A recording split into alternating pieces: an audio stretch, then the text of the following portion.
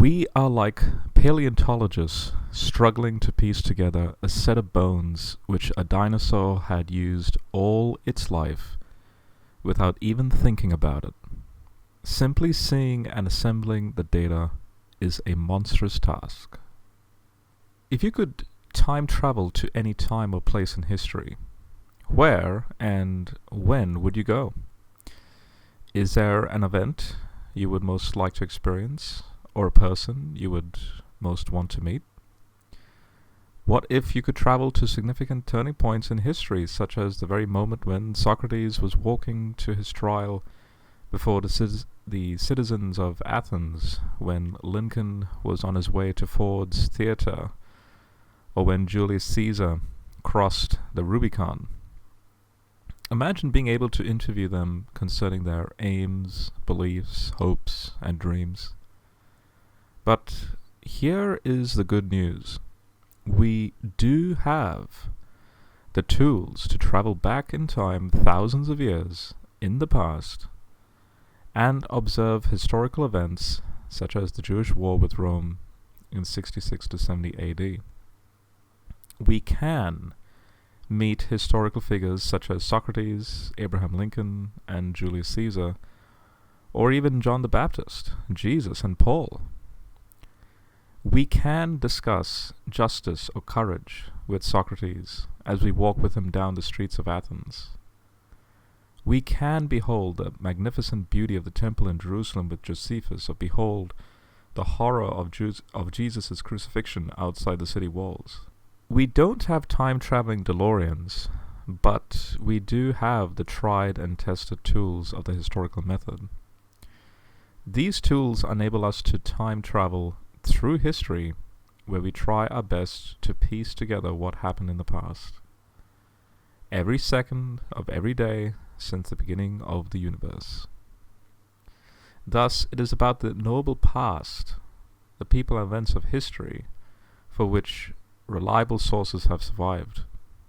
In some cases, such as with Alexander the Great, or many of the Roman Caesars and Egyptian pharaohs, we have physical evidence of their existence, such as coins, art, busts, statues, and mummies.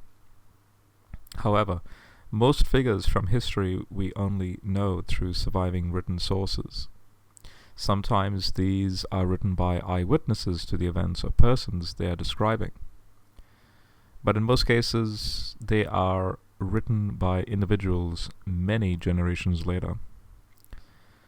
Like a paleontologist trying to piece together his newly discovered group of bones, historians work with what the sands of time have delivered them to piece together a particular historical event or understand the life, aims, beliefs, and death of a historical figure.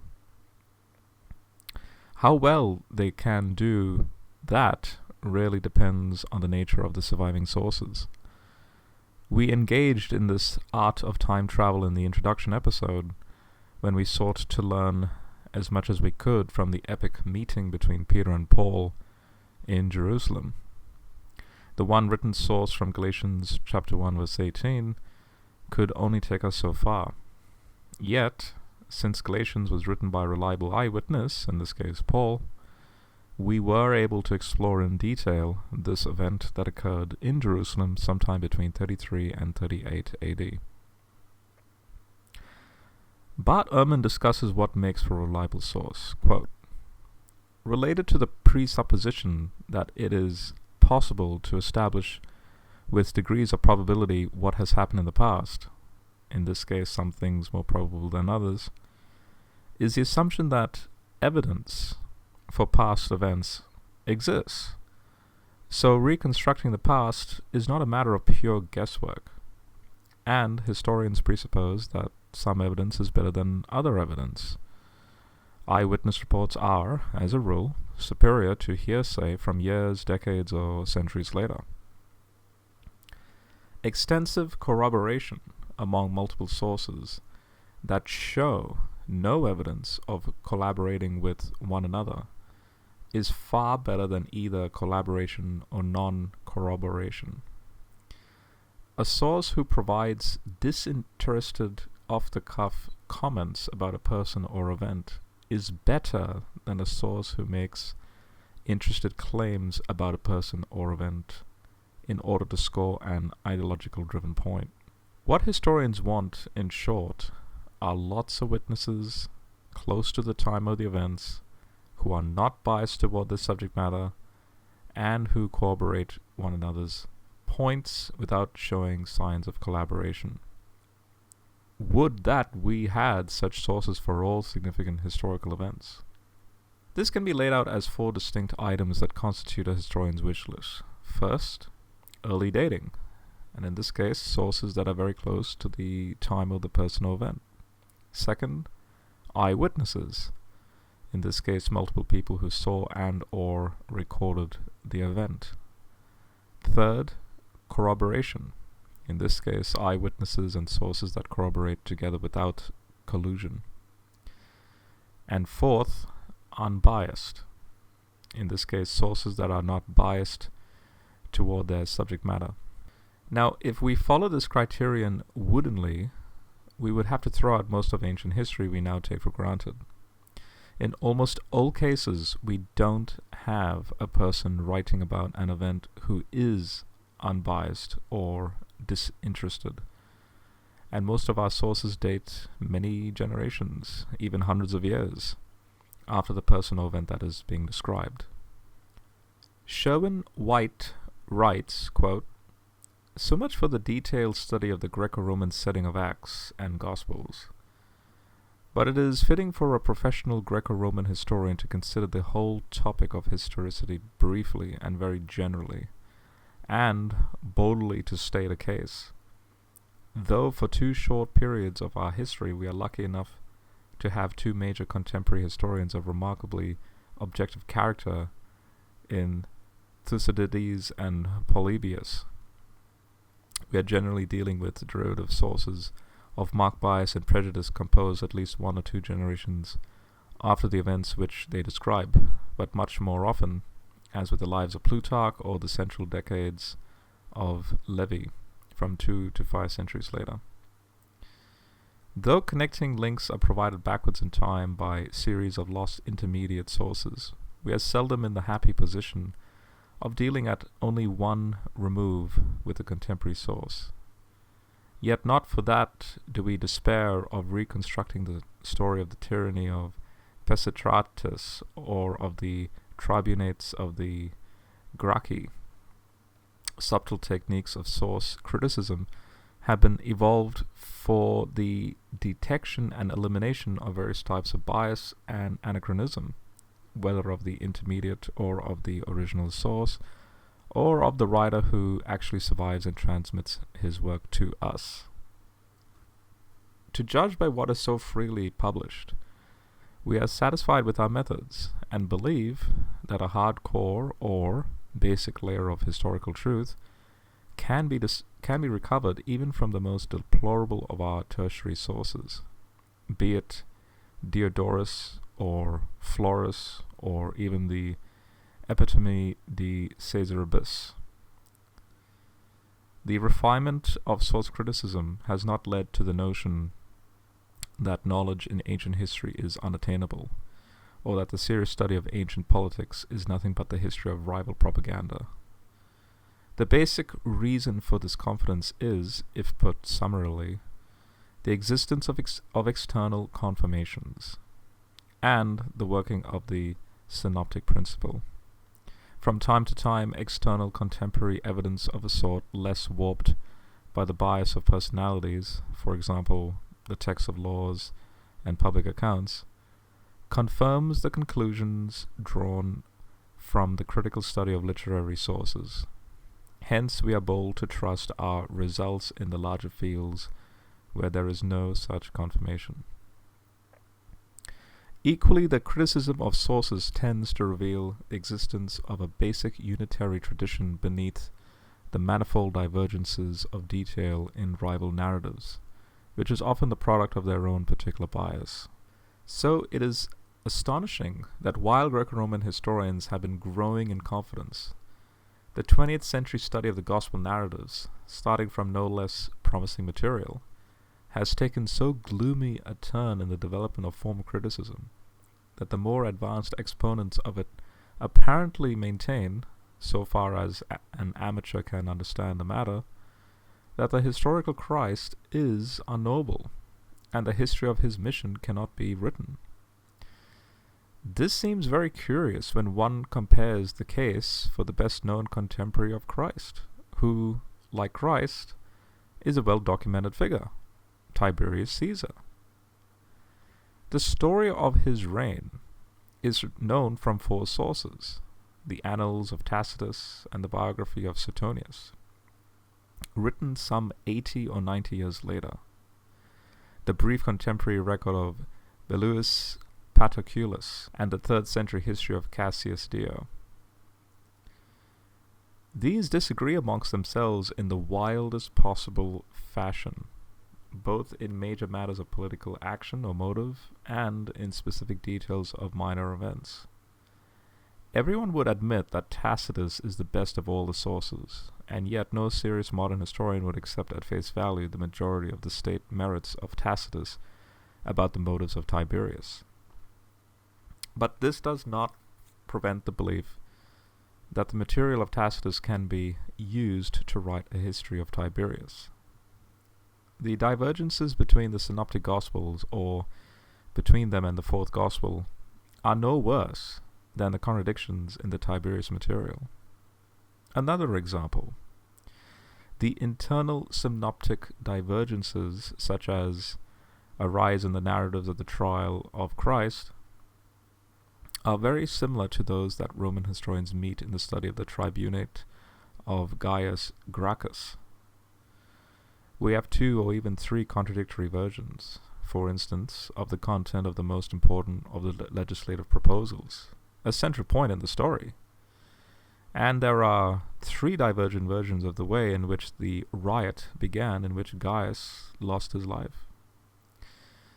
The 4 accounts of the trial of Christ are not more troublesome. The 2 cases are rather similar in terms of analysis. The 3 versions of the death of Gaius aim at attributing the blame for the great riot to different persons or groups. So too, the mildly divergent versions of the scene before Pilate and the Sanhedrin may aim, as has often been suggested, at transferring the blame for the condemnation of Christ in varying degrees, from the Romans to the Jews. The objection will be raised to this line of argument that the Roman historical writers and the Gospels belong to 2 different kinds of literature. Whatever the defects of our sources, their authors were trying to write history, but the authors of the Gospels had a different aim.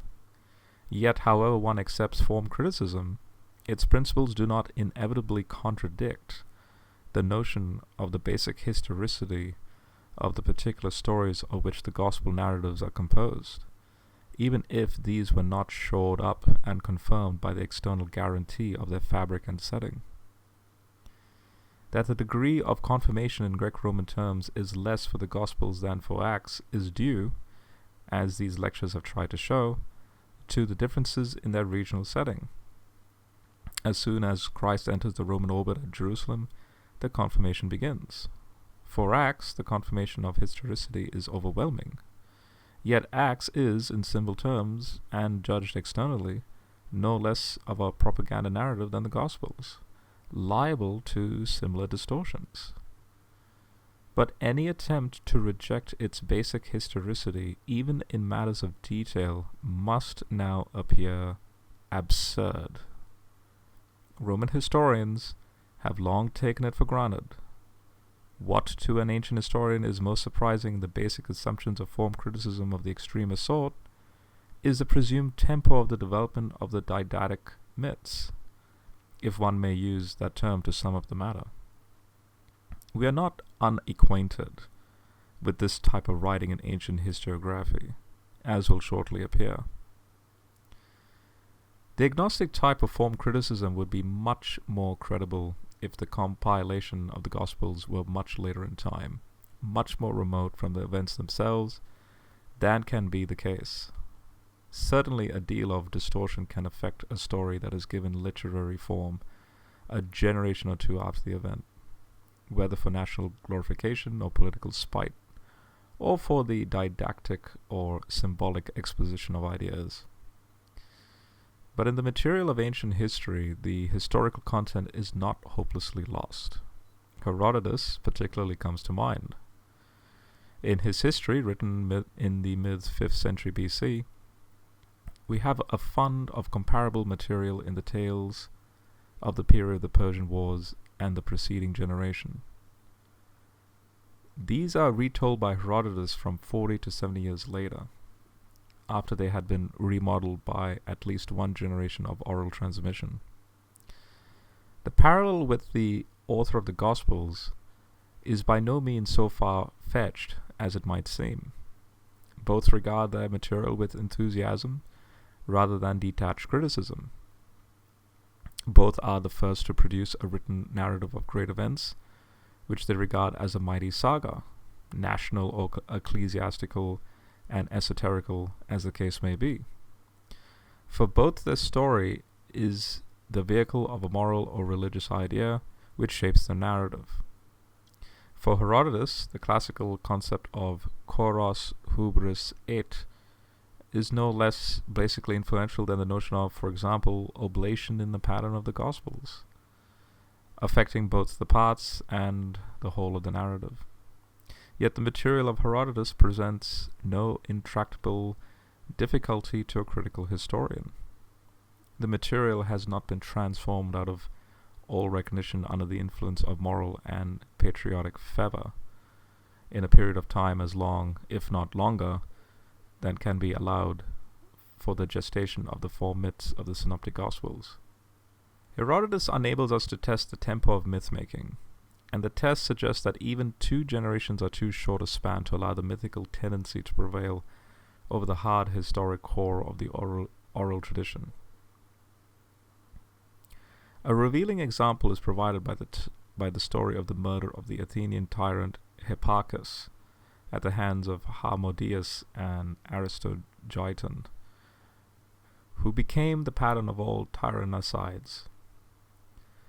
The true story was that they assassinated Hipparchus in 514 BC, but the tyranny lasted another 4 years before the establishment of the Athenian democracy.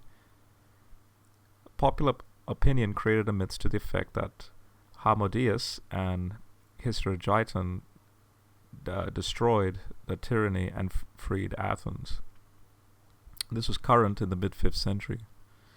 Yet Herodotus, writing at that time and generally taking the popular view of the establishment of the democracy, gives the true version and not the myth about the death of Hipparchus. A generation later, the more critical Thucydides was able to uncover a detailed account of exactly what happened on the fatal day in 514 BC. It would have been natural and easy for Herodotus to give the mythical version. He does not do so because he had a particular interest in a greater figure than Harmodius or Aristogeiton. That is, Cleisthenes, the central person in the establishment of the democracy. All this suggests that, however strong the myth-forming tendency, the falsification does not automatically and absolutely prevail, even with a writer like Herodotus, who was naturally predisposed in favor of certain political myths, and whose ethical and literary interest was stronger than his critical faculty. The Thucydidean version is a salutary warning that even a century after a major event, it is possible in a relatively small or close community for a determined inquirer to establish a remarkably detailed account of a major event by inquiry within the inner circle of the descendants of those concerned with the event itself. Not that one imagines that the authors of the Gospels set to work precisely like either Herodotus or Thucydides, but it can be maintained that those who had a passionate interest in the story of Christ, even if their interest in events was parabolical and didactic rather than historical, would not be led by that very fact to pervert and utterly destroy the historical kernel of their material. It can also be suggested that it would be no harder for the disciples and their immediate successors to uncover detailed narratives of the actions and sayings of Christ within their closed community than it was for Herodotus and Thucydides to establish the story of the great events of 520 BC to 480 BC. For this purpose, it matters little whether you accept the attribution of the Gospels to eyewitnesses or not. The impression of a historical tradition is nowhere more strongly felt than in the various accounts of the trial of Christ, analyzed in Roman terms in the second lecture.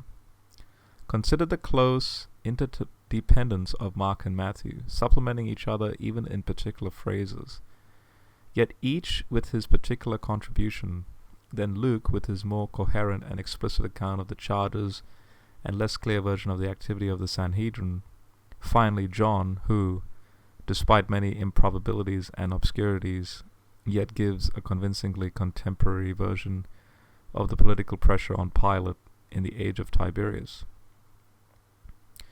Taking the synoptic writers quite generally as primitive historians, there is a remarkable parallel between their technique and that of Herodotus, the father of history, in their anecdotal conception of a narrative.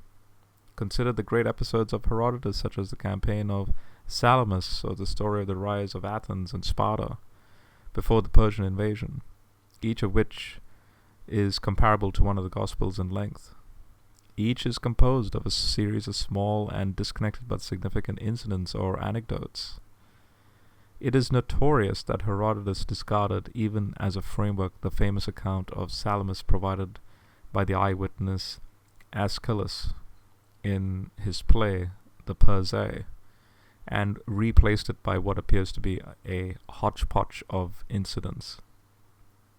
These turn out, when carefully considered, to be the great actions of the major personalities: Cleomenes, Themistocles, whose activity decided the event.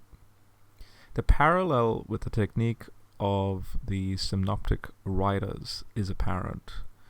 It is as though this was the natural manner in which a primary innovator, with no models to follow, instinctively wrote history, especially when the narrative of events was controlled by an idea rather than the mere desire to explain what happened. The notions of form criticism have not been applied systematically to Herodotus. His stories are obviously open to treatment of this kind. The investigation would cast much light on his literary method, but would not affect seriously the basic historicity of his material, which is sufficiently established. Thus, to have the kind of sources and eyewitnesses Ehrman is describing is almost unprecedented, at least from the ancient world. To be fair to Ehrman, that is why he calls it a wish list. But it'll be shown that the creedal tradition found in 1 Corinthians 15 does pass this high threshold for sources. However, for now it is important to first understand that most of the history we take for granted does not come even close to meeting the wish list criteria for reliable sources. Yet, that does not present a problem to ancient historians, or for us, who desire to time travel to experience this event or meet that historical figure. As Sherwin White extensively pointed out, even with multiple generations separating an event from the author describing it, we are still able to learn a lot concerning what really happened. For example, he pointed out that Tiberius Caesar is one of the Roman emperors for whom we have multiple somewhat reliable biographical accounts. He ruled the Roman Empire from 14 to 37 AD and was the most powerful man in the world at that time. We have archaeological evidence of his reign in the coins he issued. But to learn about the man himself, we must rely on biographical material. Only a handful of written sources about him have survived, some of which were written long after his death. Thus, despite the lateness and disagreement among the biographers of Tiberius, this Caesar is still part of the noble past. We can time travel to meet him through Tacitus and Suetonius, even though they were roughly 90 years later. To put that time frame in perspective, the latest biography of Jesus in the New Testament is John's Gospel, which dates to roughly 60 years after Jesus' death. Mark is the earliest, dating to roughly 30 years after Jesus' death. Even better, we have Paul's early letters, which were written within roughly 20 years after Jesus' death. But with the traditions and hymns about Jesus quoted in Paul's early letters, we can reach back even further. In particular, 1 Corinthians 15 verses 3 to 7, as we will see, is dated by 99% of scholars to within roughly 10 years after Jesus' death. Tiberius was the most powerful man in the world of his day. Jesus was one of the poorest, belonging to the peasant class as a Jewish carpenter. He even died the most shameful death, a slave's death, on a cross during Tiberius' reign. Yet we have far more reliable written sources and closer to the time of Jesus' actual life and death than this Caesar of Rome. Another example is the events of the Jewish war with Rome, when the Roman general Titus broke down the walls of Jerusalem and burned the temple to the ground. As a result of this event, we have archaeological evidence of the war to this very day. Yet how many contemporary eyewitness sources do we have for the most significant war in the first century? Only one. Jewish historian Josephus wrote down his eyewitness account in a book called The Jewish War, only a few years after the event, around 75 AD, by saying, quote, "As for the history of the war, I wrote it as having been an actor myself in many of its transactions, an eyewitness in the greatest part of the rest, and as not unacquainted with anything whatsoever that was either said or done in it." Using the tools of the historical method, historians do their best to distinguish clear exaggeration and a mix of legend and history from the places where Josephus is telling us what really happened. To be clear, Josephus does give us many bedrock facts about the Jewish war with Rome, despite being on Emperor Vespasian's payroll, greatly exaggerating numbers, like, for example, the story of the Egyptian who rebelled under Felix, saying that the Egyptian had 30,000 followers, while Luke says it was 4,000. And scholars believe Luke uses a more reliable number, and occasionally adding legendary events to the story. But through the historical method, we can time travel and witness the massacre at Masada. Observe that Titus's soldiers, in jest, played with different postures for crucified victims until they ran out of crosses, and learn of many of the other horrors of the Jewish war with Rome. Another example is if we want to walk the streets of Athens with Socrates listening to his philosophical wisdom. How do we do it? Like Jesus, Socrates didn't write anything. The only way we can meet the historical Socrates is through the undeniably biased writings about him from Plato's Dialogues or Xenophon's Memorabilia and Symposium and Aristophanes' Clouds. These were all contemporary disciples of Socrates and wrote within decades after his death. We learn from all of them that the historical Socrates occupied himself primarily with ethics, seeking to help everyone around him toward excellence of character. He was the first to raise the problem of definitions and used a unique method of argument and debate known as the dialectic method. According to Plato, Socrates was told by the oracle at Delphi that he was the wisest man on earth. Socrates was perplexed by this pronouncement. He thought of himself as someone who really knew nothing. Then he finally figured it out. He was the wisest because he was the only one who knew he was not wise, the only one who knew he did not know. Quote, "I am wiser than this man, for neither of us really knows anything fine and good. But this man thinks he knows something when he does not, whereas I, as I do not know anything, do not think I do either. I seem, then, in just this little thing, to be wiser than this man at any rate. That what I do not know, I do not think I know either." Eventually, the leaders of Athens accused him of leading the youth astray, teaching quote-unquote strange gods, and even quote-unquote wizardry. The Athenian Senate condemned him to death by drinking hemlock. His last words, according to Plato, were, quote, "Crito, we owe a cock to Aesculapius. Pay it and do not neglect it." This was recorded in his famous dialogue Apology, which means defense, and he was 70 years old when he died in 399 BC.